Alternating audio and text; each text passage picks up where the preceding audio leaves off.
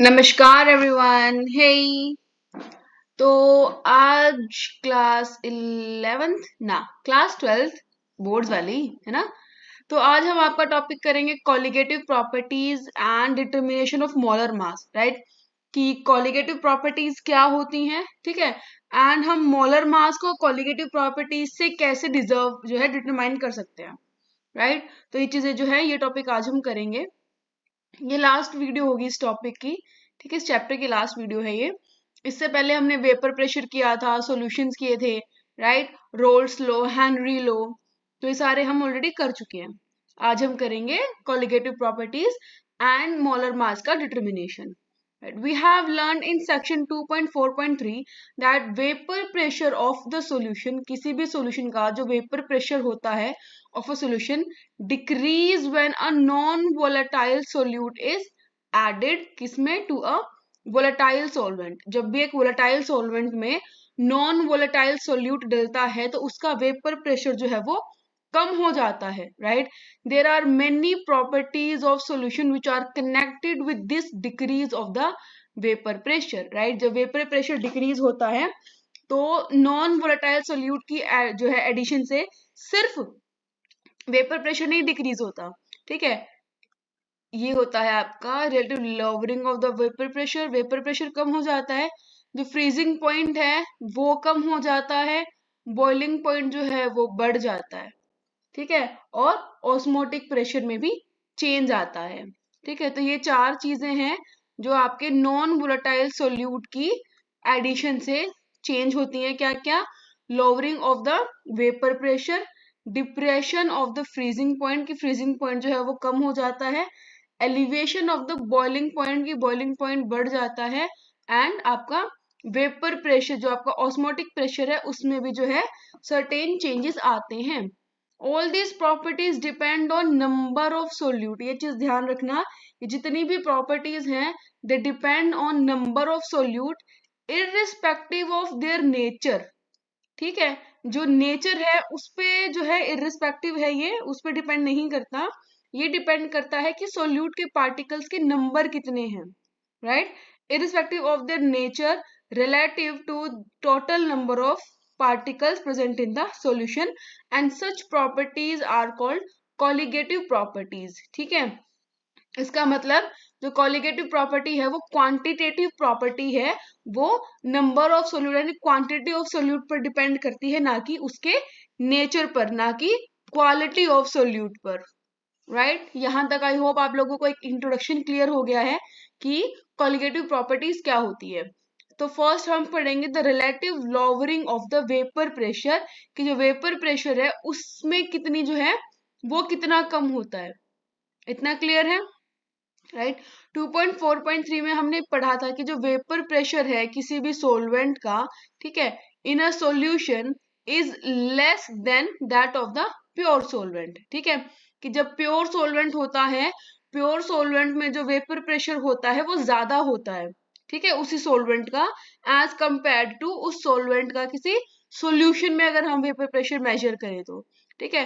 Raoult establish that the lowering of vapour pressure depends only on the concentration of the solute particles, कि जो आपका lowering है vapour pressure कितना कम हुआ है वो डिपेंड करता है only on the concentration of the solute particle and independent of their identity, ठीक है। यानी उसके नेचर पर वो डिपेंड नहीं करता, ठीक है। सेक्शन 2.4.3 में जो है एक रिलेशनशिप भी हमने देखा था कि वेपर प्रेशर किसका, सॉल्यूशन का, उसके मोल फ्रैक्शन में और सोलवेंट के वेपर प्रेशर में क्या रिलेशनशिप होता है। तो हमने ये चीज देखी थी उसमें क्या, कि जो सॉल्यूशन का वेपर प्रेशर होता है वो mole fraction multiply pure solvent के वेपर प्रेशर के प्रोडक्ट के इक्वल होता है, ठीक है। जो आपका हमने क्या देखा कि जो आपका वेपर प्रेशर है किसका, सॉल्यूशन का वेपर प्रेशर जो है वो product of mole fraction and the vapour pressure of solvent के इक्वल होता है, ठीक है। The reduction in the vapour pressure of the solvent can be given as, जो रिडक्शन है वो कितनी होगी कि जो प्योर है, ठीक है, उसमें से हमने सॉल्यूशन का माइनस कर दिया, ठीक है। इतना क्लियर हुआ। ये हमने चेंज देखना है कि कितना चेंज आया। ठीक है, तो P1 नॉट माइनस हमने यहाँ P1 की जगह ये वैल्यू रख दी। ठीक है, यहाँ पे जो ये वैल्यू है, ये इक्वेशन 1 है, ये हमने यहाँ डाल दी इस P1 की वैल्यू में। ठीक है, तो ये चीज कॉमन आ जाएगी हमारे पास P1 नॉट। ठीक है, और ये 1 माइनस x1 यहाँ बच जाएगा। ठीक है, अब हमें पता है कि किसी भी बाइनरी सॉल्यूशन में दो कंपोनेंट के मोल फ्रैक्शन का जो सम होता है वो 1 के बराबर होता है। ठीक है, इसका मतलब हम x2 को 1 माइनस x1 लिख सकते हैं। यहाँ भी 1 माइनस x1 है, तो क्या हम इस 1 माइनस x1 को x2 लिख सकते हैं? x2 क्या है? x2 है आपका मोल फ्रैक्शन। ठीक है, किसका? Of component 2। ठीक है, जिसका हम वेपर प्रेशर निकाल रहे हैं उससे दूसरा जो कंपोनेंट है आपका, जो सोल्यूट है, ये आपके सोल्यूट का मोल फ्रैक्शन है। ठीक है, अगर ये आपका सोल्यूट का मोल फ्रैक्शन है तो आप क्या देखोगे कि ये जो चेंज है, लोवरिंग ऑफ वेपर प्रेशर है, वो किसके बराबर है? It is equal to mole fraction of the solute particles and the vapour pressure of pure solvent. ठीक है, आप ध्यान दो, हम यहाँ बताना क्या चाह रहे हैं? हम यहाँ पर ये बताना चाह रहे हैं कि ये जो रिलेटिव लोवरिंग है ना वेपर प्रेशर की, जो वेपर प्रेशर कम हुआ है, ये सोल्यूट के जो मॉलिक्यूल्स हैं, जो सोल्यूट की मोल फ्रैक्शन है उस पर डिपेंड करता है, ना कि सोलवेंट की पे डिपेंड नहीं करता। ये आपके सोल्यूट के मॉलिक्यूल्स की क्वांटिटी पर डिपेंड करता है, और साथ में किस पर करता है? सोलवेंट के प्योर सोलवेंट के वेपर प्रेशर पे। ठीक है, तो सोलवेंट का वेपर प्रेशर, सोल्यूट का मोल फ्रैक्शन, इससे आपका निकलता है कि आपका जो वेपर प्रेशर में चेंज है, ठीक है, वो कितना है, कितनी रिडक्शन है। ठीक है, in a solution containing several non volatile solutes, अगर बाइनरी सॉल्यूशन नहीं है आपका, ठीक है, तो उसमें क्या होगा? The lowering of vapour pressure depends on sum of mole fraction of different solutes. ठीक है, मान लो आपके 4 सोल्यूट है, एक सोलवेंट है, x1, x2, x3, x4, ये 4 सोल्यूट हो गए आपके। ये x5 का सोलवेंट है, मिलकर वैल्यू हमेशा 1 ही आएगी, 1 से ज्यादा नहीं आ सकती। ठीक है, तो ये x2 की जगह इनका सम हम यहाँ पर रख देंगे, ऐसे लिखते हैं ना इनको, सम को x1 से 4। ठीक है, तो इस चीज को हम यहाँ पर रख देंगे। ठीक है, इसके ऊपर ये जो आपका सोलवेंट का मॉलिक्यूल है, इसके ऊपर जो लॉवरिंग ऑफ वेपर प्रेशर है उसका कोई जो है डिपेंडेंट वो नहीं होता। ठीक है, स्क्रीन क्लियर करके मैं दोबारा आपको ये लाइन जो है समझा देती हूँ कि जो आपका मोल फ्रैक्शन है, किसका? सोल्यूट का मोल फ्रैक्शन, सोल्यूट के ही मोल फ्रैक्शन पर जो है आपका लॉवरिंग ऑफ वेपर प्रेशर जो है वो डिपेंड करता है। आपका सोलवेंट कैसा है, सोलवेंट के मोल फ्रैक्शन पर जो है ये वेपर प्रेशर का कम होना डिपेंड नहीं करता। In case of several non volatile solutes, अगर बहुत सारे नॉन वोलेटाइल सोल्यूट्स हैं, ध्यान रखना ये स्पेसिफिक है for the non volatile solutes. ठीक है, यहाँ पे वोलेटाइल सोल्यूट्स की बात नहीं हो रही है। This lowering of vapour pressure, ठीक है, it depends on sum of mole fraction of solutes. ठीक है, सोल्यूट्स के आपके जितने मोल फ्रैक्शन है, सबको अगर आप ऐड कर दो, ठीक है, तो उस पर वो डिपेंडेंट होता है। ठीक है, इतना क्लियर हुआ आप सभी को? ठीक है, so this can be written as, हम इसको कैसे लिख सकते हैं? P1 डेल्टा यानी change of vapour pressure divide by pure equals to ये change divide by pure solvent का, that is equal to x2। Right, ये किसके बराबर है? ये आपके x2 के बराबर होता है। ठीक है, ये हमने यहां से वैल्यू नोट की है। आई होप ये पॉइंट आप सभी को क्लियर हो गया हो। The expression on the left hand side of the equation is mentioned earlier as a relative lowering of the vapor pressure and is equal to the mole fraction of the solute। ये जो आपका P1 not minus P1 divide by P not है, ये आपके मोल fraction of the solute molecules के equal है। आप इसको यहाँ पे x2 भी लिख सकते हो। ठीक है, x2 होता है आपका mole fraction of second component यानी solute. Right, mole fraction of the solute. ठीक है, here N1 and N2 are the number of moles। ठीक है, नंबर ऑफ मोल्स है किसके, सोलवेंट के और सोल्यूट के, इसीलिए जो है यहाँ पर आपका N2 ऊपर आया है। ठीक है, क्योंकि ये आपका सोल्यूट के मोल्स हैं। ठीक है, और अगर आपका डाइल्यूट सॉल्यूशन है, ठीक है, डाइल्यूट सॉल्यूशन है और N2 के मॉलिक्यूल्स बहुत कम है एज कंपेयर टू N1, तो हम यहाँ डिनोमिनेटर में N2 को निग्लेक्ट कर देंगे और आपकी ये सिंपल सी इक्वेशन जो है यहाँ पर आपकी आ जाएगी। ठीक है, आई होप ये पॉइंट भी आप सभी को क्लियर हो गया हो। ठीक है, और इसको हम इस तरीके से भी लिख सकते हैं, क्योंकि जो मोल है एन किसके बराबर होता है, it is equal to given mass and the molar mass. ठीक है, तो यहाँ पे हमने ये वाली इक्वेशन में ये इक्वेशन ऐड करी है।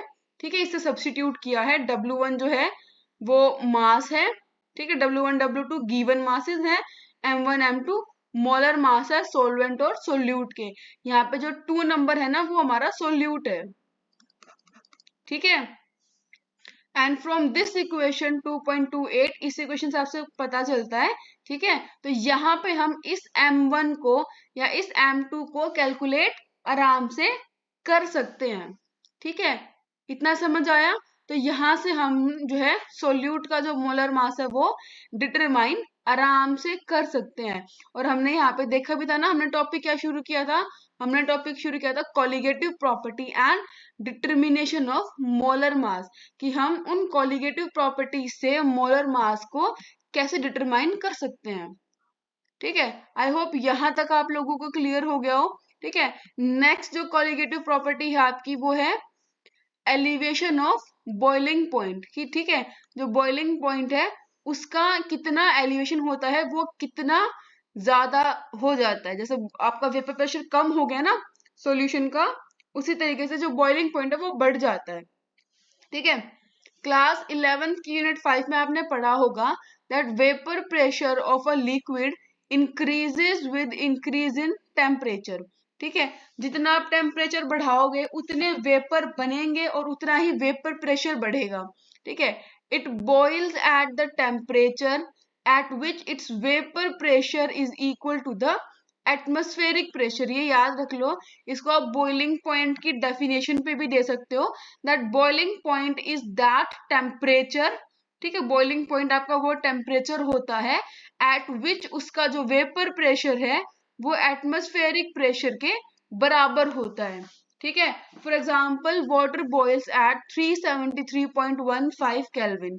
जो वाटर है वो 100 डिग्री सेल्सियस पर बॉयल होता है, because at this temperature the vapor pressure of water is 1.013 bar, that is equal to 1 atmosphere। ठीक है, तो यहाँ पर इस टेम्परेचर पर जो वाटर है, वाटर का 100 डिग्री सेल्सियस पर जो प्रेशर होता है वो 1.013 बार के इक्वल होता है, यानी 1 एटमॉस्फेयर के इक्वल होता है। और 1 एटमॉस्फेयर जो है आपका एटमॉस्फेरिक प्रेशर होता है। राइट, आई होप आप सभी को ये पॉइंट क्लियर है। ठीक है,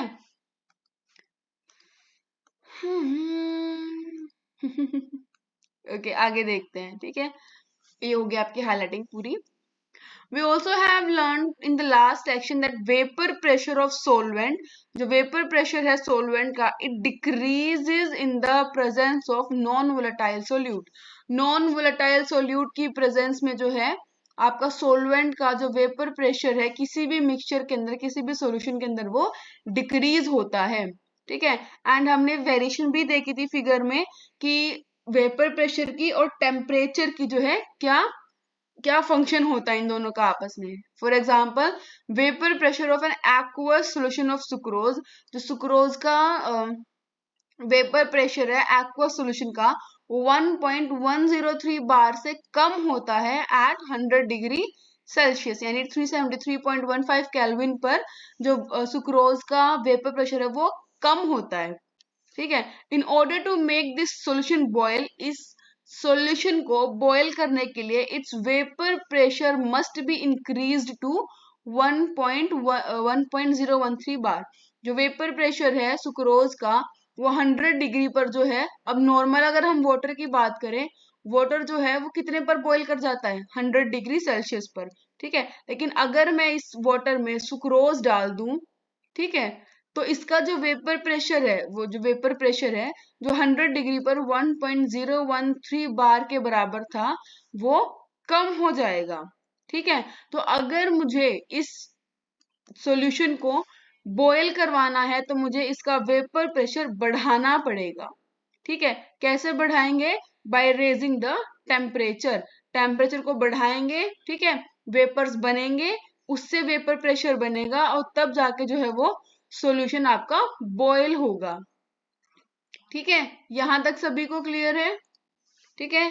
by raising the temperature above the boiling point, boiling जो टेम्परेचर होता है प्योर सोलवेंट का, प्योर वाटर का, उस पर तो उतना प्रेशर बना ही नहीं, क्योंकि बॉइलिंग पॉइंट पर जो सोलवेंट का बॉइलिंग पॉइंट है प्योर वाटर का, उसके बॉइलिंग पॉइंट पर उतना प्रेशर नहीं बन पाया, तो हम प्रेशर बढ़ाने के लिए उस चीज को और ज्यादा हीट देंगे, उसका टेम्परेचर बढ़ाएंगे।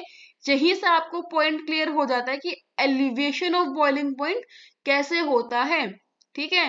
क्योंकि वेपर प्रेशर जब आपका एटमॉस्फेरिक प्रेशर के बराबर होगा, ठीक है, तो ही जाके कोई भी सॉल्यूशन बॉईल करता है, ठीक है। लेकिन जब आप एक सोलवेंट के अंदर, ठीक है, एक सोल्यूट को डालते हो तो वेपर प्रेशर कम हो जाता है, ठीक है, तो वो बॉईल नहीं करेगा। तो उसको बॉईल कराने के लिए वेपर प्रेशर को बढ़ाना पड़ता है। कैसे बढ़ाएंगे? उसको हीट देके, उसका टेम्परेचर बढ़ा के। इसका मतलब उस सॉल्यूशन का जो बॉइलिंग पॉइंट है वो सोलवेंट के बॉइलिंग पॉइंट से ज्यादा होगा, ठीक है। Thus the boiling point of a solution is always higher than the boiling point of pure solvent, ठीक है। जो सॉल्यूशन का बॉइलिंग पॉइंट है वो हमेशा ज्यादा होता है प्योर सोलवेंट के बॉइलिंग पॉइंट से, ठीक है। तो ये चीज हमेशा याद रखना, ठीक है। Similarly to lowering of the vapour pressure, जो एलिवेशन ऑफ बॉइलिंग पॉइंट है वो भी किस पे डिपेंड करता है? It also depend on the number of solute molecules rather than their nature. उनके नेचर पर डिपेंड नहीं करता, वो उसके नंबर्स पर डिपेंड करता है, ठीक है। आई होप यहां तक आप सभी को क्लियर हो गया हो, ठीक है। इस फिगर को भी हम देखेंगे। Let T B not be the boiling point of pure solvent and T B be the boiling point of solution, ठीक है। टी बी जो है वो बॉइलिंग टेम्परेचर यानी बॉइलिंग पॉइंट है सोल्यूशन का, टी बी नॉट है boiling point of pure solvent, ठीक है। अब हमें पता है कि सोलवेंट का जो है वो कम होता है, सॉल्यूशन का ज्यादा होता है। इसका मतलब इन दोनों के टेम्परेचर में, बॉइलिंग पॉइंट में एक डिफरेंस है। उस डिफरेंस को हम टीबी नॉट से डिनोट करते हैं, दैट इज इक्वल टू, ठीक है, किसके बराबर होता है? Boiling point of solution minus boiling point of pure solvent, and this is known as the elevation of boiling point. ये जो आपको डिफरेंस दिख रहा है ना टेम्परेचर का, ये जो डिफरेंस दिख रहा है कि यहाँ पर आपका प्योर सोलवेंट है, यहाँ पर आपका सॉल्यूशन है, ठीक है, इन दोनों के जो टेम्परेचर में यहाँ डिपेंड जो है डिफरेंस दिख रहा है, ये डिफरेंस आपका डेल्टा टीबी कहलाता है। डेल्टा टीबी का मतलब है the elevation of boiling point. इसी को हम एलिवेशन ऑफ बॉइलिंग पॉइंट कहते हैं कि जो सोलवेंट है वो जल्दी बॉयल करता है, जो सॉल्यूशन है वो लेट बॉयल करता है। क्यों? क्योंकि सॉल्यूशन का वेपर प्रेशर कम है, सोलवेंट का वेपर प्रेशर जो है वो एटमॉस्फेरिक प्रेशर के बराबर है। इस प्रेशर को बढ़ाने के लिए इसको हीट दी जाती है, इसीलिए इसका टेम्परेचर जो है वो सोलवेंट के टेम्परेचर से ज्यादा होता है। Experiments have shown that for the dilute solutions, जो डाइल्यूट सॉल्यूशंस होते हैं, एलिवेशन ऑफ बॉइलिंग पॉइंट, जो आपका एलिवेशन ऑफ बॉइलिंग पॉइंट है, चेंज ऑफ डेल्टा बी, ठीक है, the change of TB is directly proportional to the molal concentration of solute, ठीक है। अब यहाँ पे हमने देखो, यहाँ पे हमने मोलर नहीं यूज किया है, ये मोलल है, ठीक है, मोलैलिटी ना कि मोलैलिटी, ठीक है, मोलैरिटी नहीं है, ये आपकी मोलैलिटी है। मोलल कॉन्सेंट्रेशन की यहाँ पर हम बात कर रहे हैं, ठीक है। हमने यहाँ पे मोलैलिटी क्यों ली? क्योंकि मोलैलिटी में ही हम जो है वो मास ऑफ सोलवेंट को कंसिडर करते हैं, ठीक है, केजीज में, ठीक है। मोलैलिटी और मोलैलिटी में फर्क होता है ना, आपने 11th क्लास के शुरू में पढ़ा भी था कि मोलालिटी और मोलारिटी में फर्क होता है, तो it is directly proportional to the molal concentration of the solute. जो सोल्यूट की मोलल कॉन्सेंट्रेशन है उससे डायरेक्टली प्रोपोर्शनल ये होता है, दैट इज। और हम यहाँ बात करें डाइल्यूट सॉल्यूशंस के लिए, जिसमें जो है सोलवेंट बहुत ज्यादा होता है, ठीक है। तो अगर हम इसको डायरेक्टली प्रोपोर्शनल करते हैं एंड प्रोपोर्शनैलिटी का साइन हटाएंगे तो हमें यहाँ पर एक कांस्टेंट यूज करना होगा। इसी कांस्टेंट का नाम है आपका डेल्टा, इसको हम केबी बोलते हैं। It is the boiling point elevation constant या फिर मोलल एलिवेशन कांस्टेंट, और इसी को हम इबिलियोस्कोपिक कांस्टेंट कहते हैं, ठीक है। इसके 3 नाम है, ये किसी भी तरीके से क्वेश्चन में आ सकता है। Boiling point elevation constant, molal elevation constant and ebullioscopic constant, ठीक है। जो यूनिट होती है केबी की, it is equal to kelvin kilogram per mole, ठीक है। केल्विन किलोग्राम पर मोल के बराबर है, ठीक है।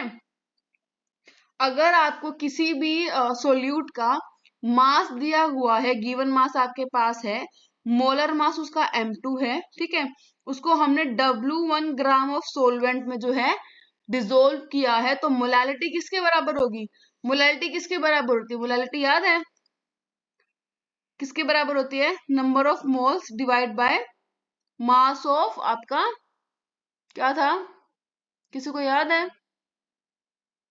ये भगवान, यहाँ देखो, molality is equal to given mass, ठीक है, by molar mass divide by mass of solvent, ठीक है, मास ऑफ सोलवेंट। ये है आपके moles of solute divide by mass of solvent in KG, ठीक है। तो ये आपका हो गया मोलर फ्रैक्शन और मोल fraction of solute given mass, ठीक है, ये मोलर मास। ये आपका होगा मास ऑफ सोलवेंट, और क्योंकि किलोग्राम में चाहिए और यहाँ पे ग्राम दिया हुआ है तो ये हमने मल्टीप्लाई जो है डिवाइड किया 1000 से, इसको रीअरेंज किया तो हमारे पास ये वैल्यू आ गई of the molality of solute, ठीक है। जो सोल्यूशन है, जो उसकी मोलालिटी है वो इसके बराबर है। तो अगर हम इस इक्वेशन को यहाँ पे इस इक्वेशन के अंदर सब्स्टिट्यूट कर दे तो क्या आएगा? Delta T B equal to K B multiply, फिर ये वाली चीज आ गई यहाँ पे, ठीक है। यहाँ से आप ये जो मोलर मास है सोल्यूट का, ये आराम से डिटरमाइन कर सकते हो, ठीक है। In order to determine M2 that is molar mass of solute, known mass of solute जो है पता होना चाहिए, ठीक है। और आपका डेल्टा टीबी जो है वो आप एक्सपेरिमेंटली डिटरमाइन करते हो, ठीक है, जिसकी केबी की वैल्यू ऑलरेडी पता हो। आई होप ये सेकंड पॉइंट पे जो है आपको क्लियर हो गया कि जो बॉइलिंग पॉइंट है वो उसमें जो एलिवेशन होती है वो कैसे आती है, वो क्यों आती है, ठीक है। उसके बाद है depression in the freezing point, कि जो फ्रीजिंग पॉइंट है वो डिप्रेस कर जाता है, इसका मतलब वो कम हो जाता है। आजकल हर दूसरी चीज में डिप्रेशन ही नजर आ रहा है, ठीक है। डिप्रेशन का यहाँ मतलब है कम हो जाना। फॉर एग्जाम्पल अगर वो पहले से -4 डिग्री सेल्सियस पर जो है वो फ्रीज होता था, अब वो -8 डिग्री सेल्सियस पर फ्रीज होगा, ठीक है। तो वो हम देखते हैं कि वो ये चमत्कार जो है वो कैसे होता है इसमें, ठीक है। इसको हम जरा यहाँ देखते हैं, पढ़ते हैं, समझते हैं, ठीक है। The lowering of vapour pressure cause lowering in the freezing point. जो वेपर प्रेशर का कम होना है वो फ्रीजिंग पॉइंट को भी कम करता है compare to the pure solvent. तो प्योर सोलवेंट्स के कंपैरिजन में सॉल्यूशंस का वेपर प्रेशर कम होता है, बॉइलिंग पॉइंट ज्यादा होता है और फ्रीजिंग पॉइंट भी कम होता है, ठीक है। We know that the freezing point of a substance, ठीक है, एट फ्रीजिंग पॉइंट पे क्या होता है? The solid phase is in dynamic equilibrium with the liquid phase. जो आपका सॉलिड फेज है वो एक डायनामिक इक्विलिब्रियम में होता है एक लिक्विड फेज के साथ, ठीक है।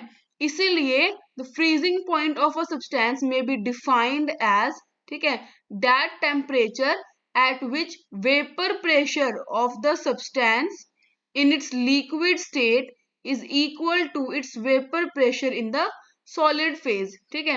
अब इसको दोबारा सारा रब करके दोबारा इस लाइन को समझते हैं दूसरे कलर में, ठीक है। क्या कि फ्रीजिंग पॉइंट आपका वो सब्सटेंस, किसी भी सब्सटेंस का जो फ्रीजिंग पॉइंट है वो टेम्परेचर होता है एट विच, जिस पर vapour pressure of the substance in the liquid phase में जो उसी सब्सटेंस का वेपर प्रेशर है वो उसी सब्सटेंस के वेपर प्रेशर को, जो सॉलिड फेज में वेपर प्रेशर है उसके बराबर होना चाहिए, ठीक है। The vapour pressure of substance in the liquid form, it should be equal to vapor pressure of the substance in the solid state. जिस टेम्परेचर पर ये चीज हो जाती है, ठीक है, उस टेम्परेचर पर जो है सब्सटेंस आपका फ्रीज हो जाता है, ठीक है। अब यहाँ आगे देखते हैं। A solution will freeze when its vapour pressure equals the vapour pressure of pure solid solvent, ठीक है। कोई भी जो सॉल्यूशन है वो जब फ्रीज करता है, इट विल फ्रीज जब उसका वेपर प्रेशर, उस सॉल्यूशन का जो वेपर प्रेशर है वो उसके प्योर सॉलिड सॉल्वेंट के वेपर प्रेशर के बराबर होता है, ठीक है। And according to Raoult's law, जो रोल्स लॉ है उसके अकॉर्डिंग क्या होता है, when a volatile solute is added to the solvent, ठीक है, उसका वेपर प्रेशर कम हो जाता है, ठीक है। अब वेपर प्रेशर कम हो गया, ठीक है, now it would become equal to that of solid solvent at a lower temperature, ठीक है। अब जो उसका वेपर प्रेशर होगा, ठीक है, वो उस सॉलिड सॉल्वेंट का कम टेम्परेचर पर होगा एंड दस the freezing point of the solvent decreases, जो फ्रीजिंग पॉइंट है वो सॉल्यूशन का कम हो जाता है, ठीक है। तो जो प्योर लिक्विड है अगर वो इस टेम्परेचर पर जो है आपका फ्रीज हो रहा है तो सॉल्यूशन इस टेम्परेचर पर फ्रीज होगा, ठीक है। जो प्योर सॉल्वेंट है वो कंपैरेटिवली ज्यादा टेम्परेचर पर फ्रीज होता है और सॉल्यूशन कम टेम्परेचर पर फ्रीज होता है, और इन्हीं दोनों टेम्परेचर के बीच का जो टेम्परेचर डिफरेंस है this is known as delta T F, ठीक है। इसी को हम कहते हैं depression in the freezing point. This delta T F that is equal to जो आपका प्योर सॉलिड सोलवेंट का टेम्परेचर है, ठीक है, और जो आपके सॉल्यूशन का टेम्परेचर है, फ्रीजिंग पॉइंट है, उन दोनों के बीच में जो आपका टेम्परेचर डिफरेंस है this is known as depression in the freezing point. इसी को हम depression in the freezing point कहते हैं।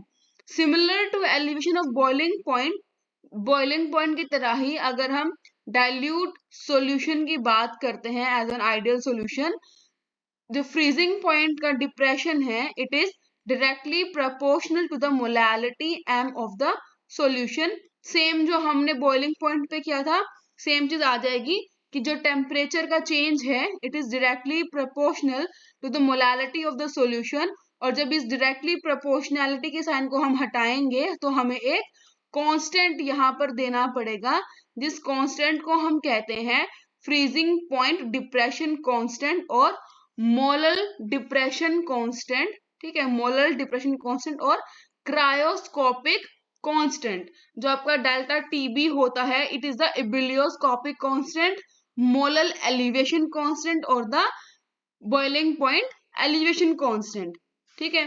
जो यूनिट है वो दोनों की सेम होती है, केल्विन किलोग्राम पर मोल, ठीक है, और वैल्यूज आपको टेबल में जो है कुछ वैल्यूज दी हुई हैं तो ये आप देख लीजिए, ठीक है।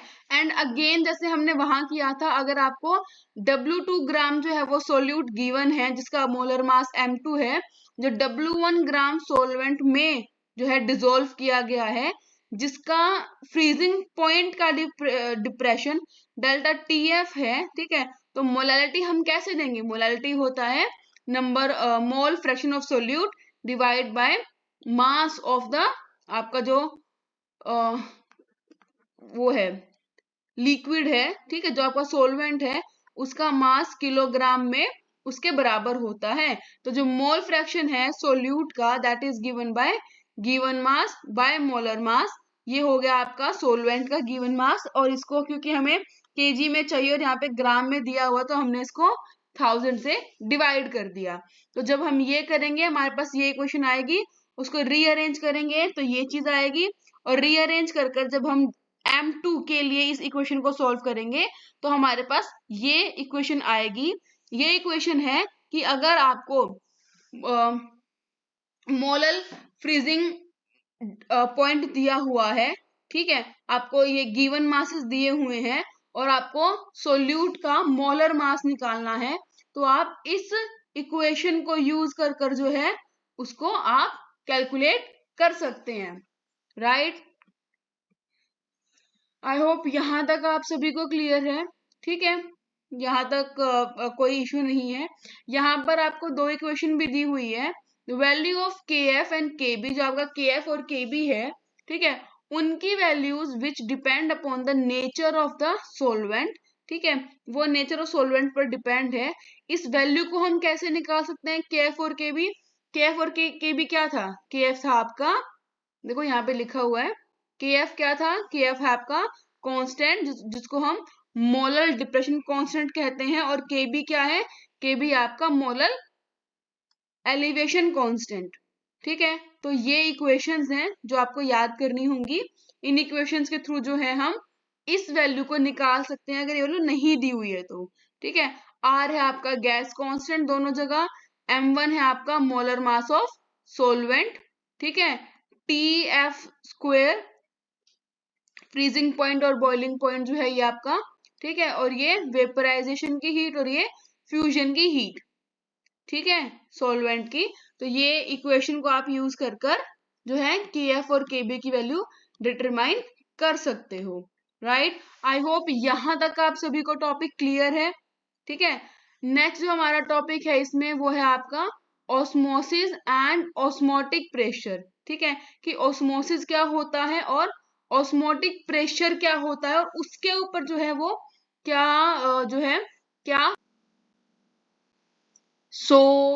आज जो ये टॉपिक हम कंटिन्यू कर रहे हैं, osmosis and osmotic pressure, right.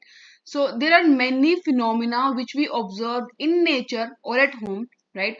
बहुत सारे ऐसे नेचुरल फिनोमिना है जहां पर आपको ऑस्मोसिस एंड ऑस्मोटिक प्रेशर का जो है पता लग सकता है। For example, raw mangoes shrivel when pickled in brine, ठीक है, ब्राइन किसे कहते हैं, जो सोल्ट वाटर का आपका सॉल्यूशन होता है उसे हम ब्राइन कहते हैं, ठीक है। तो जो रो मैंगोज होते हैं ना वो ब्राइन में श्रिवल कर जाता है, श्रिवल करना मतलब सिकुड़ जाते हैं, ठीक है। एंड जो विल्टेड फ्लावर्स होते हैं वो रिवाइव कर जाते हैं जब उन्हें फ्रेश वाटर में रखते हैं, ठीक है।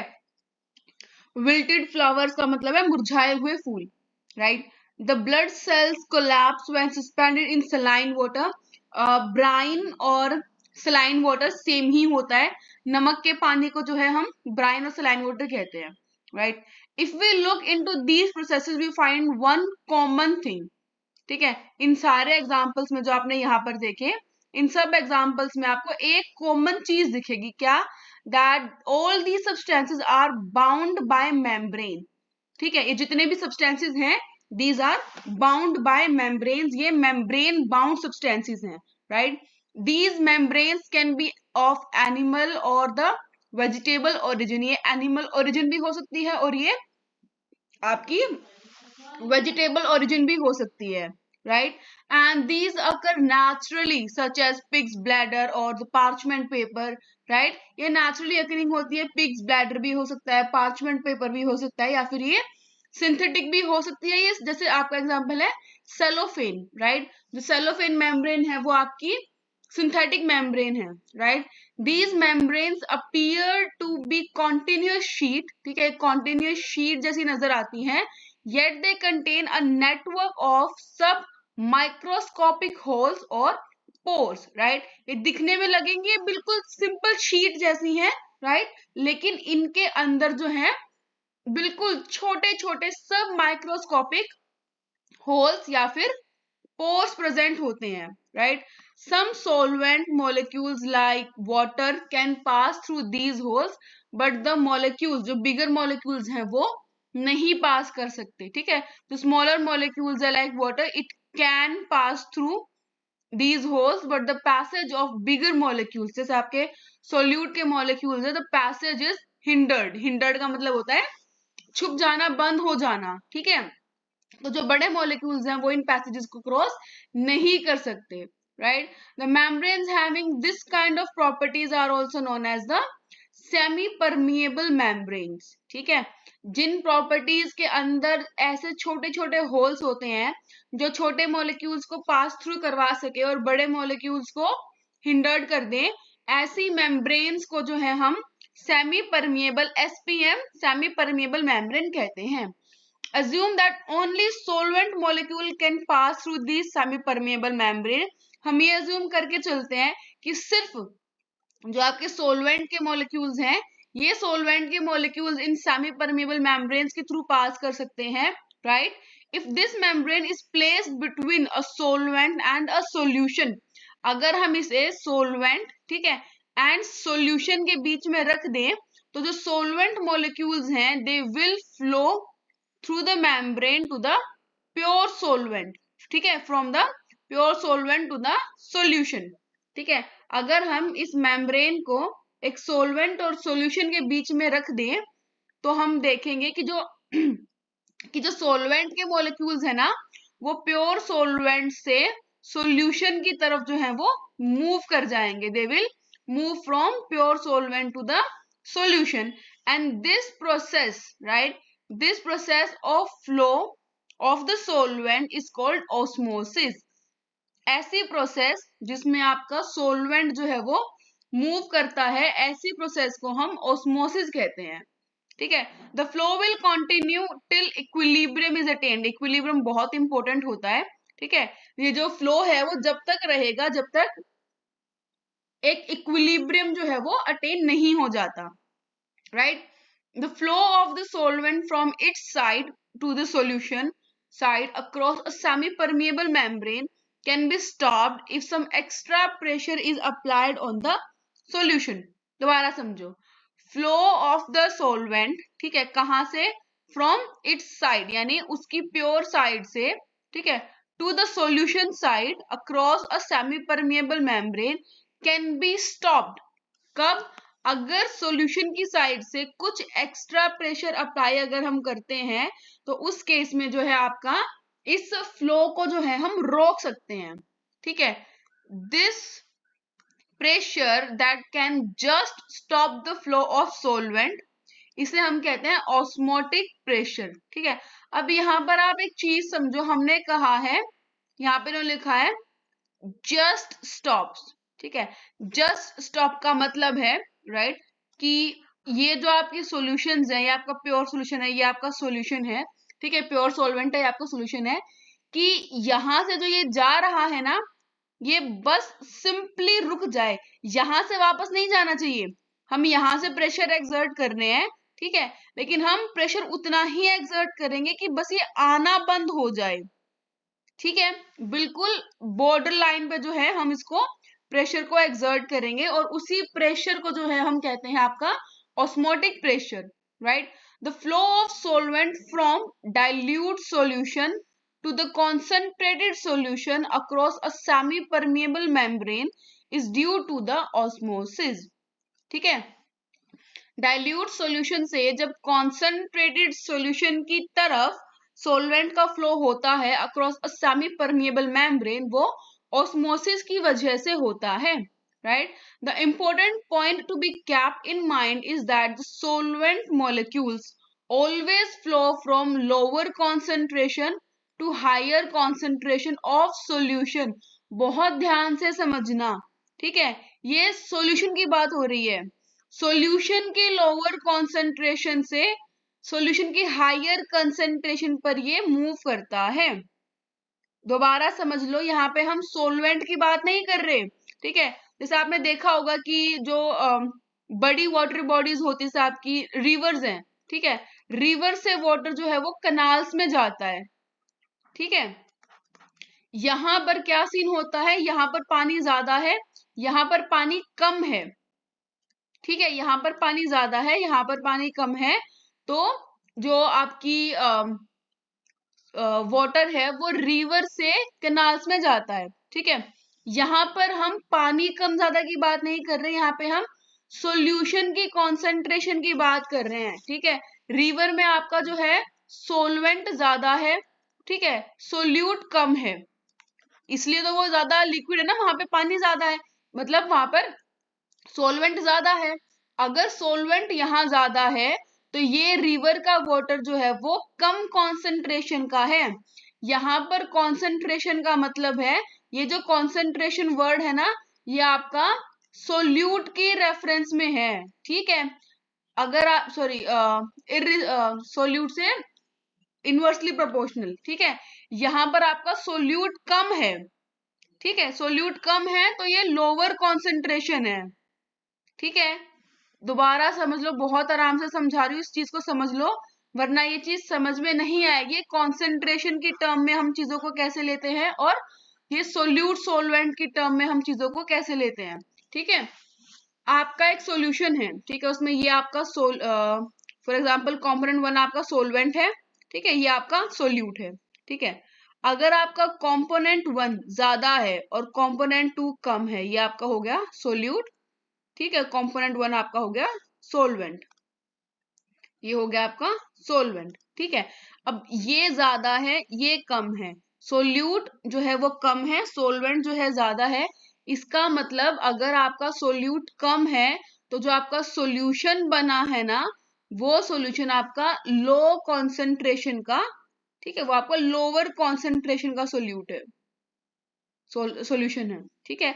अगर सोल्यूट कम है तो कॉन्सेंट्रेशन कम होती है, ठीक है। इसका मतलब वो जो सॉल्यूशन बना है वो आपका डाइल्यूट सॉल्यूशन बना है, उसमें आपका सोलवेंट ज्यादा है, ठीक है। और हायर कॉन्सेंट्रेशन का मतलब है कि आपका सोल्यूट जो है उस कॉन्सेंट्रेशन का ज्यादा है, ठीक है। जो आपके कॉन्सेंट्रेटेड सॉल्यूशंस होते हैं, ये जो आपके कॉन्सेंट्रेटेड सॉल्यूशन होते हैं, इसका क्या मतलब होता है कि जो इसमें सोल्यूट है ना, सोल्यूट की अमाउंट ज्यादा है, ठीक है। डाइल्यूट में सोल्यूट की अमाउंट कम होती है, ठीक है। तो सोलवेंट जो है वो डाइल्यूट से कॉन्सेंट्रेटेड में जाता है, यानी लोअर कॉन्सेंट्रेशन जिसमें सोल्यूट कम है और सोलवेंट ज्यादा है, पानी ज्यादा है, ठीक है। पानी ज्यादा से पानी कम में, हायर कॉन्सेंट्रेशन में पानी कम होता है, सोलवेंट कम होता है, ठीक है। तो ये इस तरीके से मूव करता है।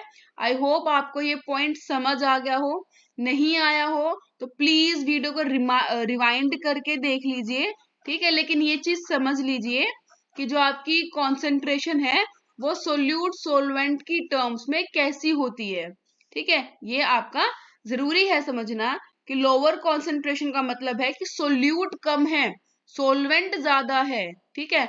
हाई कॉन्सेंट्रेशन का मतलब है सोल्यूट ज्यादा है, सोलवेंट कम है। तो जहां पर सोलवेंट ज्यादा होगा वहीं से तो वो आएगा, ठीक है।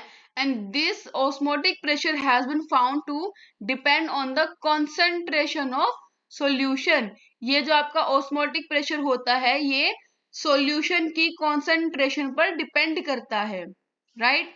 The osmotic pressure of a solution is excess pressure that must be applied to a solution to prevent osmosis. दोबारा समझो, ऑस्मोटिक प्रेशर जो है वो आपका किसी भी सॉल्यूशन का वो एक्सेस प्रेशर है, ठीक है, जिसको हम अप्लाई करते हैं, क्यों, ताकि ऑस्मोसिस ना हो, राइट, ताकि हम ऑस्मोसिस को रोक सकें, right, to stop the passage of solvent molecule through a semi permeable membrane, ठीक है। एक सेमी परमिएबल मेम्ब्रेन के थ्रू सोलवेंट के मॉलिक्यूल्स को सॉल्यूशन तक जाने से रोकना, जिस प्रेशर से हम करते हैं उस प्रेशर को हम ऑस्मोटिक प्रेशर कहते हैं, right. So the osmotic pressure is a colligative property, क्योंकि ये अमाउंट ऑफ सोल्यूट मॉलिक्यूल्स पर, क्योंकि ये कॉन्सेंट्रेशन पर डिपेंड करता है ना, यहाँ पे हमने बोला कि ये कॉन्सेंट्रेशन पर डिपेंड करता है। कॉन्सेंट्रेशन पर डिपेंड करने का मतलब है कि जो सोल्यूट के मॉलिक्यूल्स हैं उस पर डिपेंड करता है। जितना ज्यादा सोल्यूट के मॉलिक्यूल्स आपके सोलवेंट में घुले होंगे उतने ही जो है कॉन्सेंट्रेटेड जो है आपका सॉल्यूशन बनेगा, ठीक है। And it does not depend on the identity of the solute molecules, ठीक है। सोल्यूट मॉलिक्यूल्स की जो आइडेंटिटी है उस पर डिपेंड नहीं करता, यानी ये भी आपकी कॉलिगेटिव प्रॉपर्टी है, यानी ये भी आपके क्वांटिटी पर डिपेंड करती है ना कि क्वालिटी पर, right. And for the dilute solutions it has been found experimentally कि जो ऑस्मोटिक प्रेशर है is proportional to the molarity, right. Molarity को हम एक फॉर्म में कॉन्सेंट्रेशन कहते हैं। तो जो आपका ऑस्मोटिक प्रेशर है वो मोलैरिटी पर डिपेंड करता है of the solution at a given temperature T। अगर आपको ध्यान हो, बाकी जितनी भी हमने प्रॉपर्टीज पढ़ी थी वो मोलैलिटी पर डिपेंड करती थी। तो पाई, ठीक है, पाई क्या है आपका, पाई है आपका osmotic pressure that is equals to CRT। C का मतलब है आपकी मोलैरिटी, R का मतलब यूजुअल गैस कांस्टेंट, T का मतलब टेम्परेचर। ठीक है, इसको समझ लो। Pi is equal to CRT। C जो है C पर वो डिपेंड करती है, C का मतलब है आपका मोलैरिटी, ठीक है, R का मतलब है गैस कांस्टेंट और T का मतलब है आपका टेम्परेचर।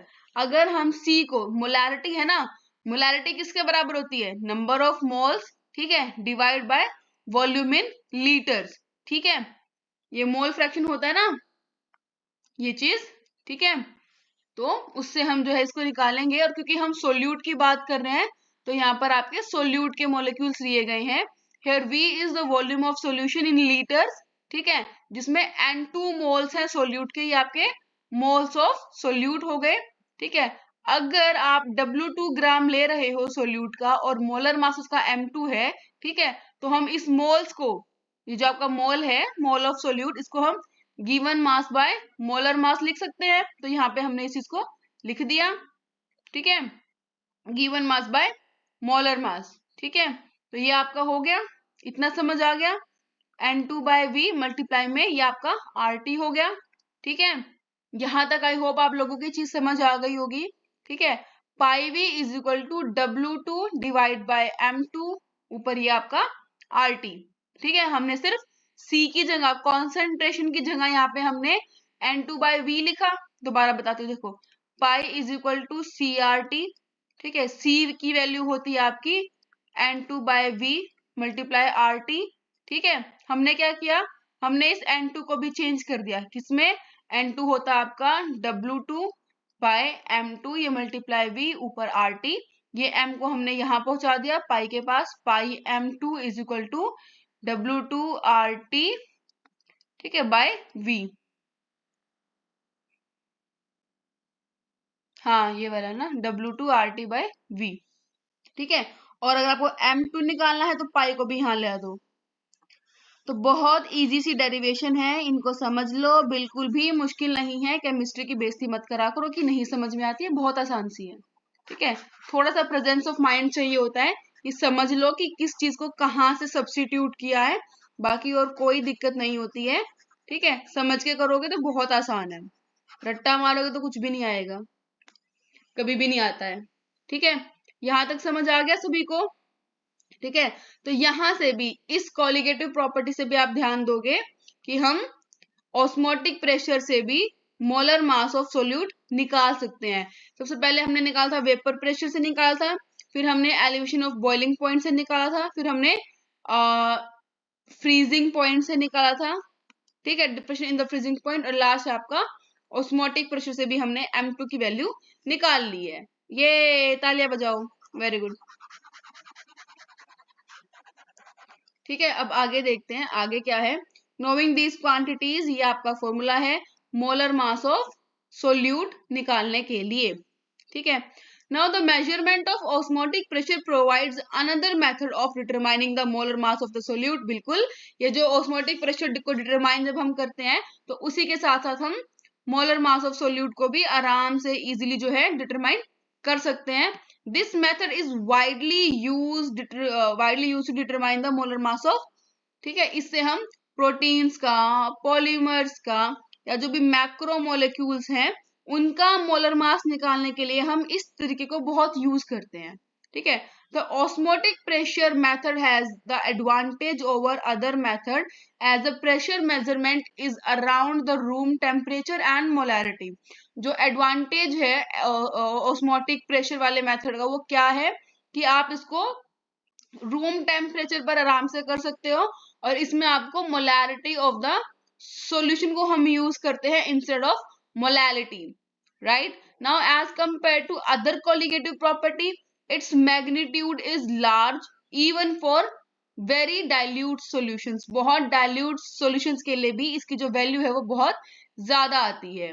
ठीक है, the technique of osmotic pressure for determination of molar mass of solutes is particularly useful for biomolecules as they are generally not stable at high temperature, ठीक है, and they have poor solubility.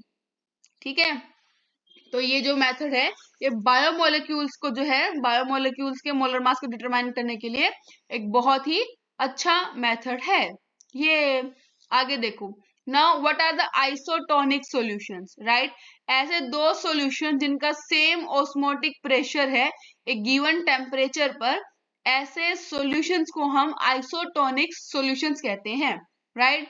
जब आप ऐसे solutions को separate करते हो by a semi permeable membrane, कोई osmosis नहीं होती। क्यों नहीं होती? क्योंकि दोनों का ऑस्मोटिक प्रेशर जो है वो सेम है। ठीक है, और क्योंकि दोनों का ऑस्मोटिक प्रेशर सेम है तो कोई भी मूवमेंट नहीं होती है सोलवेंट की। ठीक है, for example the osmotic pressure associated with the fluid inside the blood cell is equivalent to that of 0.9% mass by volume sodium chloride solution। समझ में आया कुछ?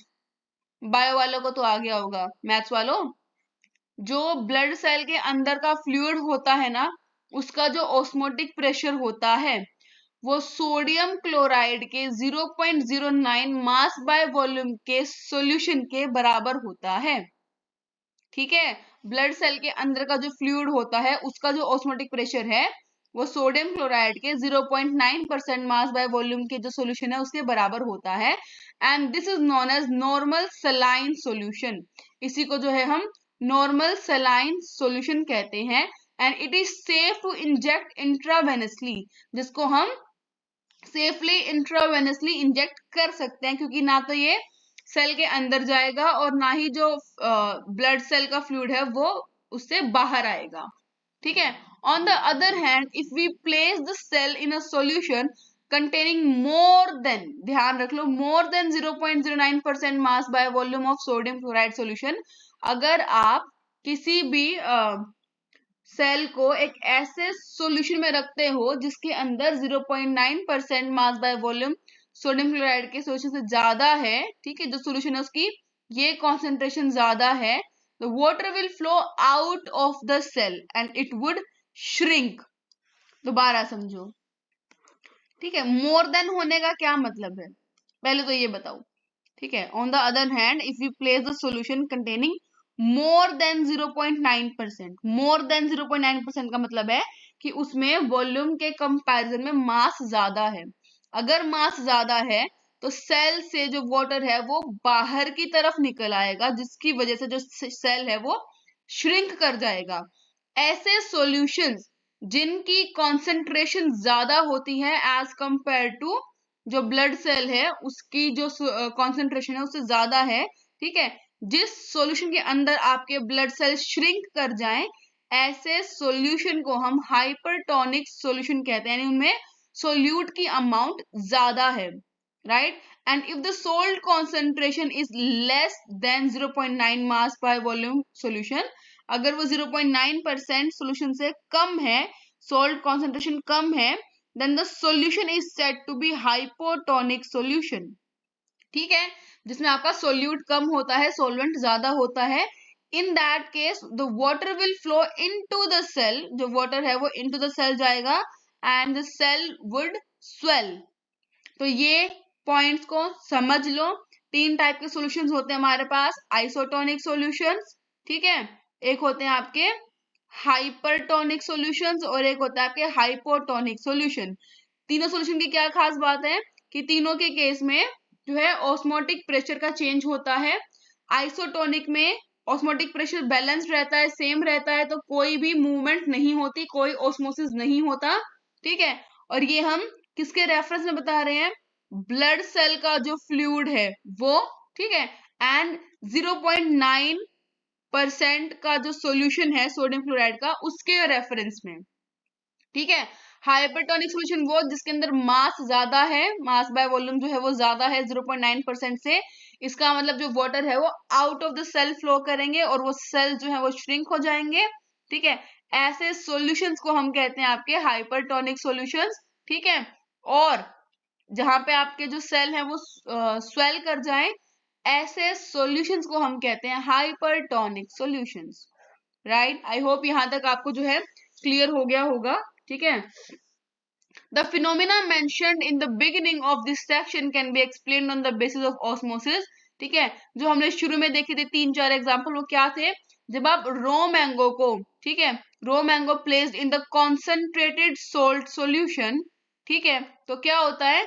तो जो आपका रो मैंगो है वो वाटर लूज कर देता है ऑस्मोसिस से, और वो श्रिवल होके पिकल बन जाता है, अचार बन जाता है। जो विल्टेड फ्लावर्स होते हैं वो रिवाइव कर जाते हैं जब उन्हें फ्रेश वाटर में रखते हैं, ठीक है। सेम रीजन से a carrot that has become limp because of water loss into the atmosphere, अगर कोई कैरेट है, ठीक है, जो लिम्प हो चुकी है, बिल्कुल मुरझा चुकी है वाटर लॉस की वजह से, एटमोस्फेयर में जब वाटर जो है हम प्लांट जो है वो वेपर फॉर्म में दे देता है, तो उसकी बॉडी में वाटर लॉस हो जाता है, ठीक है। अगर उसको फर्म बनाना है तो आप उसको पानी में रख दो, ठीक है। Water will move into itself through the osmosis, और वो बिल्कुल नॉर्मल हो जाएगी। When placed in a water containing less than 0.9% solution, ठीक है, जो ब्लड है वो स्वेल कर जाएंगे क्योंकि उनमें वाटर ऑस्मोसिस के थ्रू चला जाएगा, right. People taking a lot of salt or salty food experience water retention in tissues and the intercellular space because of osmosis। ये बहुत इंपॉर्टेंट पॉइंट है, राइट। जो लोग बहुत सोल्ट या बहुत सोल्टी खाना खाते हैं, ठीक है, उनकी बॉडी में वाटर रिटेंशन होता है। वाटर रिटेंशन मतलब है उनकी बॉडी में पानी अंदर रह जाता है, ठीक है, कहाँ पर? टिश्यू सेल्स में और इंटरसेलुलर स्पेस में, right. The resulting puffiness or swelling is known as edema, ठीक है। तो एक क्वेश्चन अगर आपका आ जाए कि एडिमा किसे कहते हैं, तो एडिमा इज द पफिनेस और स्वेलिंग दैट हैपेंस, कब होती है?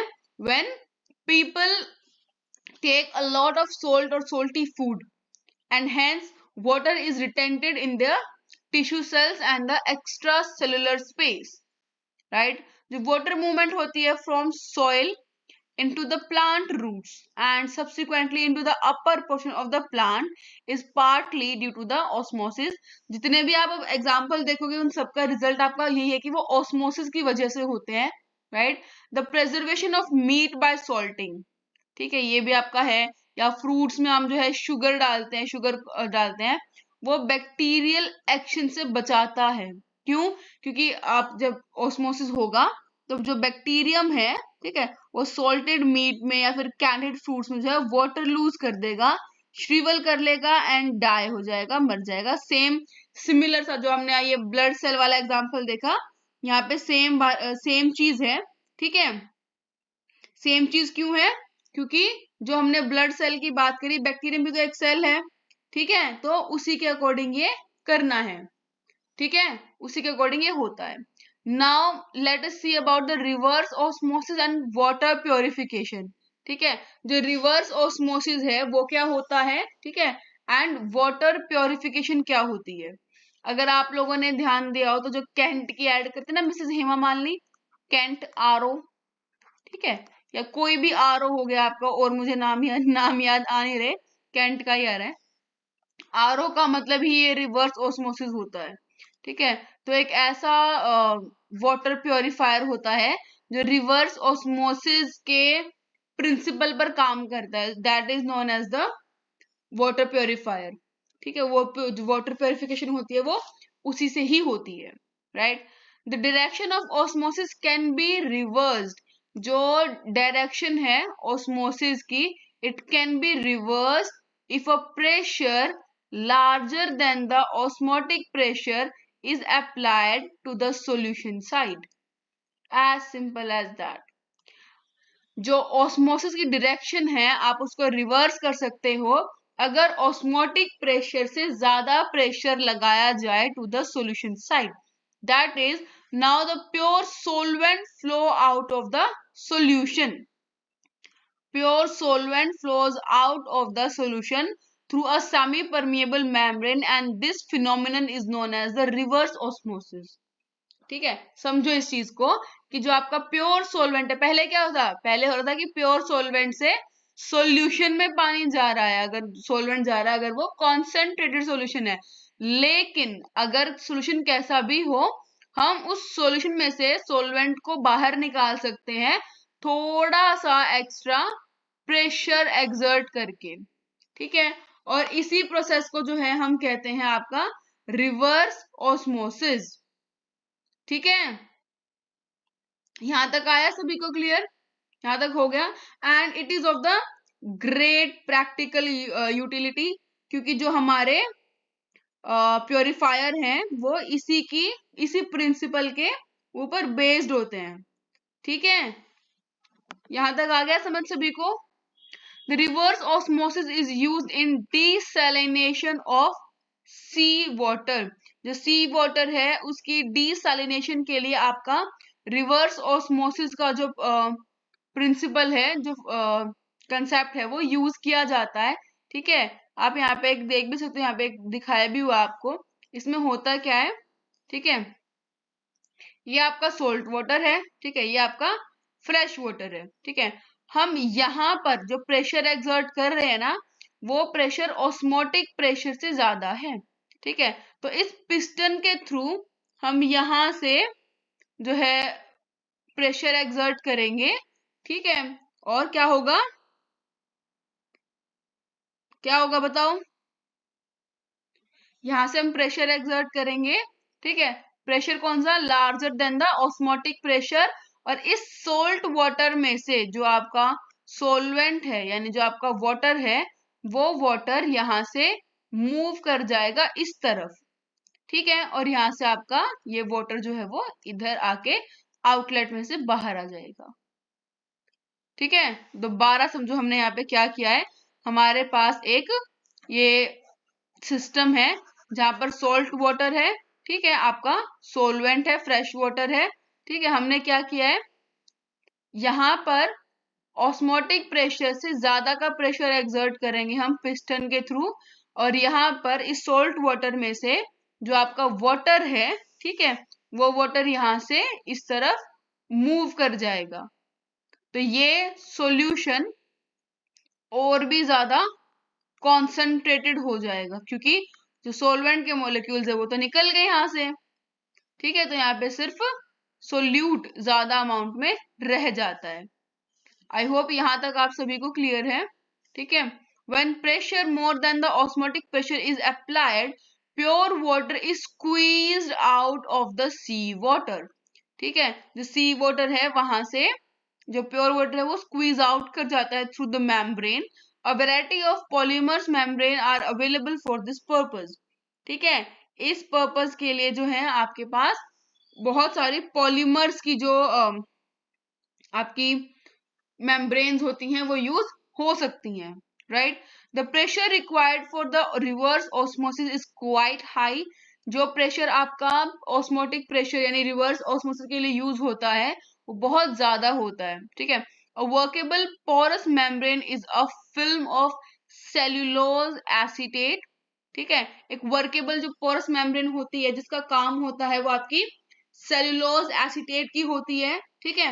And it is placed over a suitable support, ठीक है। Cellulose acetate is permeable to water but impermeable to impurities. Permeable का मतलब है कि वो किसको जाना आना अलाउड करती है, ठीक है। तो जो आपकी सेल्यूलोज एसीटेट है वो वाटर से तो परमिएबल है, यानी वो वाटर को अलाउ करती है, लेकिन वो इम्प्योरिटीज को अलाउ नहीं करती है। And ions present in the salt water, ठीक है। जो सोल्ट वाटर में आयन प्रेजेंट है उनको नहीं करती, ना ही इम्प्योरिटीज को करती। And these days many countries use desalination plants to meet the portable water requirement, ठीक है। ये जो है डीसैलिनेशन के लिए प्लांट्स जो है वो यूज किए जाते हैं ताकि सॉल्ट वाटर को, जो आपका ओशन और सी का वाटर है, उसको आप पोर्टेबल वाटर में कन्वर्ट कर सको। यहां तक हमारी जो है जो आपकी कॉलिगेटिव प्रॉपर्टीज थी वो यहां तक खत्म हो जाती हैं। कहां तक, आपके ऑस्मोसिस पर और रिवर्स ऑस्मोसिस पर। ठीक है, अब हम नेक्स्ट करेंगे आपका topic, that is the abnormal molar mass. ठीक है, यहीं पे आपका वेंट हॉफ फैक्टर का भी कंसेप्ट है, एक बार देख लेंगे कि कैसा है ये। ठीक है, यहाँ पे आपका एबनॉर्मल मोलर मास है। ठीक है, एंड यहाँ पे आपका वेंट हॉफ फैक्टर का बता रखा है कि वो क्या होता है, क्यों होता है, और उसके बाद यूहू चैप्टर खत्म हो जाएगा आपका। तो लास्ट टॉपिक है, थोड़ा आराम से बैठ जाओ, नहीं बैठा जा रहा तो जाके पानी पियाओ, लेकिन वापस आ जाओ फिर। ठीक है, अब यहाँ से टॉपिक शुरू करते हैं आपका एबनॉर्मल मोलर मासेस। ठीक है, अब ये एबनॉर्मल मोलर मासेस क्या होते हैं देखते हैं, चलो। We know that ionic compounds when dissolved in water, अगर आप आयनिक कंपाउंड्स को वाटर में डिसॉल्व कर दो तो they dissociate into cations and anions. Exactly, ये तो 11th क्लास की बातें हैं कि अगर आप आयनिक कंपाउंड्स को वाटर में डिसॉल्व कर दोगे तो वो अपने आयंस में टूट जाते हैं, राइट।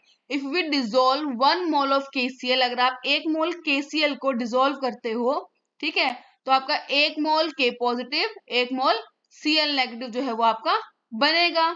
यार बहुत ऑब्वियस सी बात है, बहुत सिंपल सी बात। ठीक है, if this happens there would be 2 moles of particles. समझो समझो समझो। ठीक है, कि एज मोलिक्यूल्स हमने KCl जो है 1 मोल डाला, ये टूट गया, 1 मोल K पॉजिटिव 1 मोल Cl नेगेटिव। अब टोटल कितने हो गए, 2 मोल, डाले कितने थे, 1 मोल। यही तो होता है अब नॉर्मल मास। ये कोई बात नहीं, बुक की लाइंस पढ़ लेते हैं एक बार। ठीक है, if we ignore the inter ionic attractions, अगर हम इंटर आयनिक अट्रैक्शंस को भी इग्नोर कर दें, 1 mole of KCl in 1 kg water would be expected, right.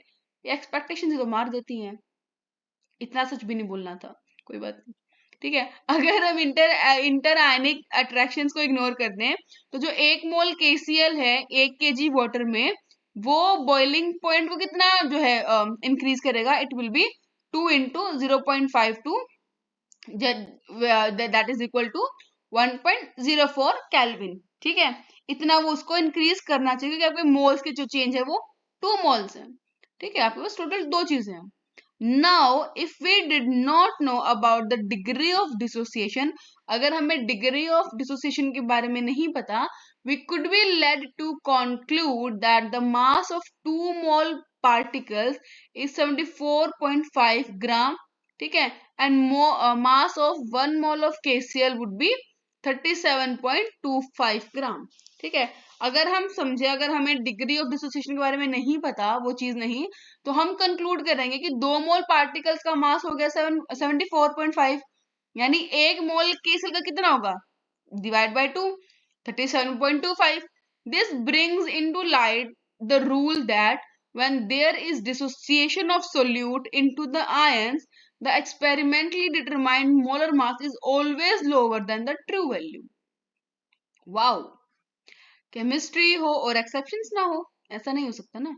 This brings into light, ये रोशनी में लाता है किस बात को, कि जब भी डिसोसिएशन होगा किसका, सोल्यूट्स का, किसमें, आयंस में, द एक्सपेरिमेंटली डिटरमाइंड मोलर मास, जो आप एक्सपेरिमेंटली डिटरमाइन करोगे मोलर मास को, वो हमेशा ज्यादा मिलेगा किससे, ट्रू वैल्यू से।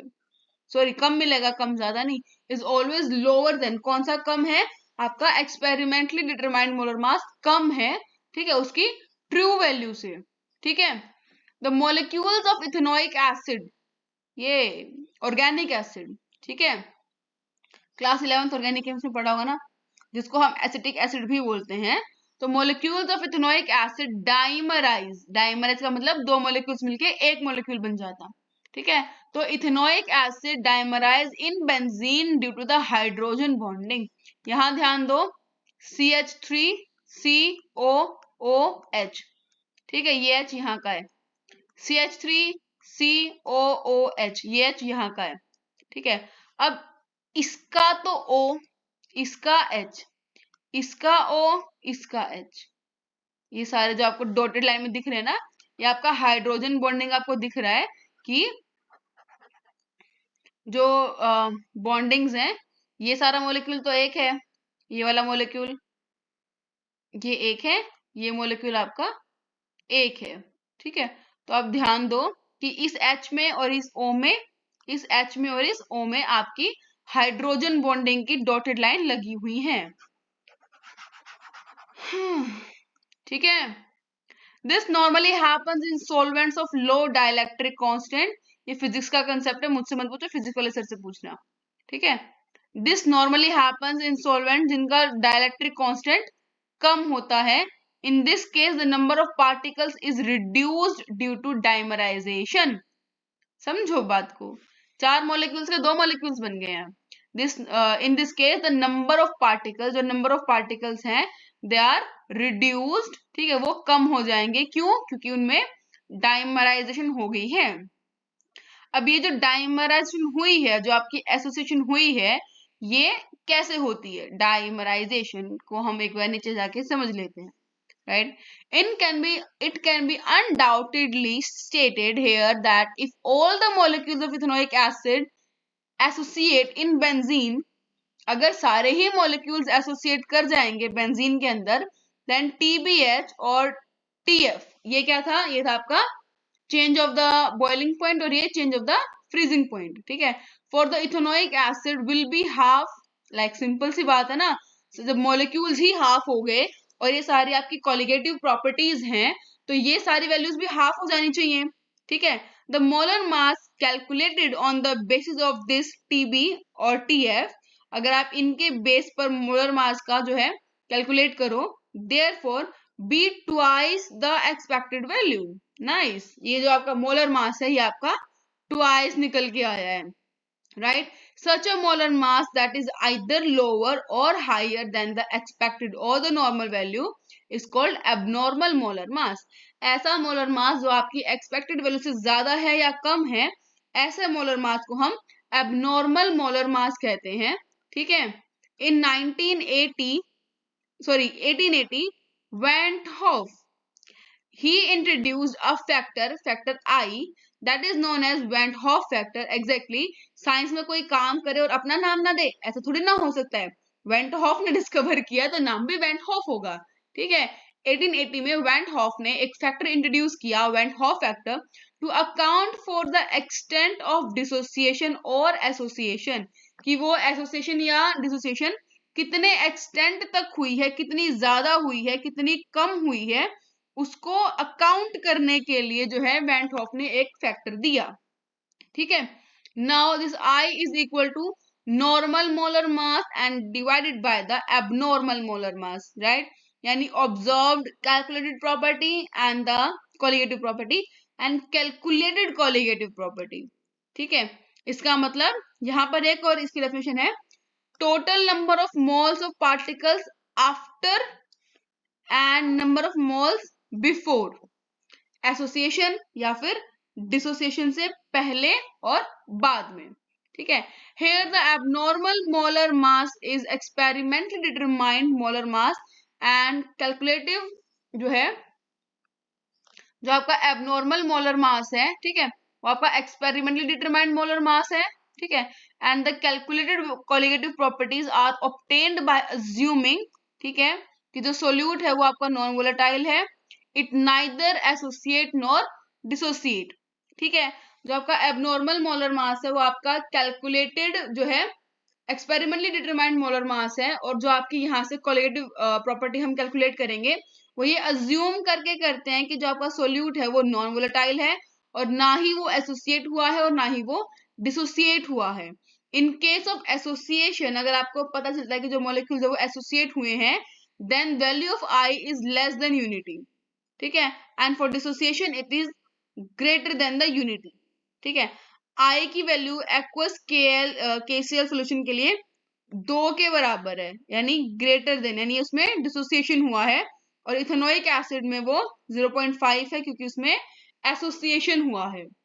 ठीक है, तो अगर आप कोलिगेटिव प्रॉपर्टीज में इस वेंट हॉफ फैक्टर को अगर आप इंक्लूड कर देते हो तो आपके सारे के सारे जो आपके फॉर्मूलाज हैं उसमें ये वैल्यू जो है आपको मल्टीप्लाई करनी पड़ती है। आप यहाँ पे देख सकते हो हर जगह हमने इसको सिर्फ मल्टीप्लाई किया है। ठीक है, Now this table depicts values of factor I for several strong electrolytes, जैसे KCl है, NaCl है, MgSO4 है, ठीक है, इनकी वैल्यू अराउंड 2 है, ठीक है, क्योंकि इन सब में डिसोसिएशन हो रहा है, ठीक है, as the solution become very dilute, ठीक है, और K2SO4 के लिए तो ये वैल्यू अराउंड 3 के आसपास की है, ये रहा K2SO4, ठीक है, तो सब में डिसोसिएशन हो रहा है और इनकम्प्लीट डिसोसिएशन हो रहा है। यहाँ पे बाद में कुछ एग्जांपल्स हैं, कुछ समरी होंगी, एंड यहाँ पर आपका चैप्टर जो है वो खत्म होता है, ठीक है, आपकी यूनिट 2 सॉल्यूशन, ठीक है, यहाँ पर जो है आपकी खत्म होती है, फिनिश, वे नाइस। तो अगर टॉपिक समझ आया हो तो वीडियो लाइक कर देना, और किसी को समझना हो तो शेयर कर देना। So thank you so much for watching, and next video में हम करेंगे आपकी यूनिट 3, राइट, इलेक्ट्रोकाइनेटिक्स ना, इलेक्ट्रोकेमिस्ट्री, 2 जुड़ गए ना, चैप्टर 4 आपका है केमिकल काइनेटिक्स, तो हम करेंगे आपकी चैप्टर 3 यूनिट 3 इलेक्ट्रोकेमिस्ट्री, सारी फिजिकल केमिस्ट्री आती है शुरू में, राइट। सो